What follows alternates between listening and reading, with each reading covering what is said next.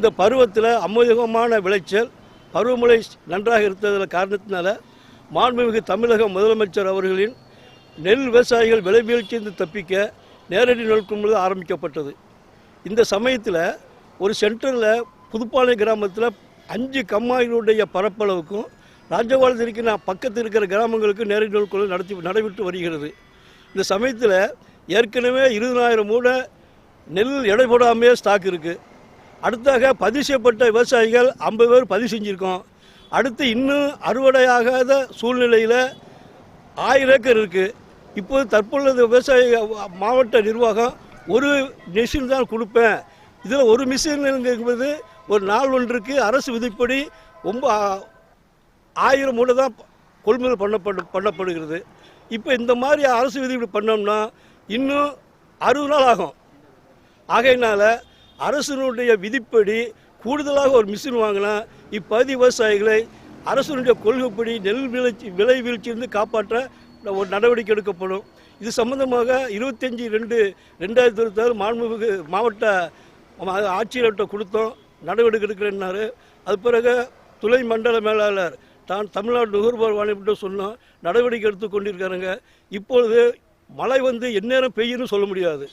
ஆகையினால பல்லாயிரக்கணக்கான மதிப்புடைய நெல் நனைஞ்சு போகும்.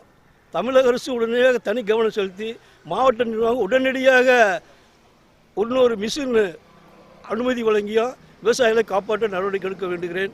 என்.இ. ராமச்சந்திரன் ராஜா, தமிழக விவசாய வாய்ப்பே கிடையாது. கூடுதலா நெல் கொள்முதல் பண்றதுக்கு வாய்ப்பு இல்லை. ஒரு நாளைக்கு 1000 மூடை தவிர்த்து எங்களால பிடிக்க முடியாதுன்னு உறுதியா சொல்றாரு. இல்லை, எங்களுக்கு என்னன்னா மாவட்ட மண்டல மேலாளர் இறுதியான முடிவு அல்ல. எங்களுக்குன்னு தமிழக அரசு இருக்குது. தமிழக அரசு நாம் நடவடிக்கை எடுத்து சட்டமன்ற உறுப்பினர் சொல்கிறோம், நடவடிக்கை எடுக்கல. விவசாயிகளை எப்படி காப்பாற்றணும்ல, விவசாயிகளை காப்பாற்றணும் இல்லையா? அவர் சட்டத்தை சொல்லிட்டு இத்தனை கோடி விவசாயிகள் என்ன ஆகுது? நெல் விவசாயிகள் இல்லை தற்கொலைக்கு தான் போகணும்.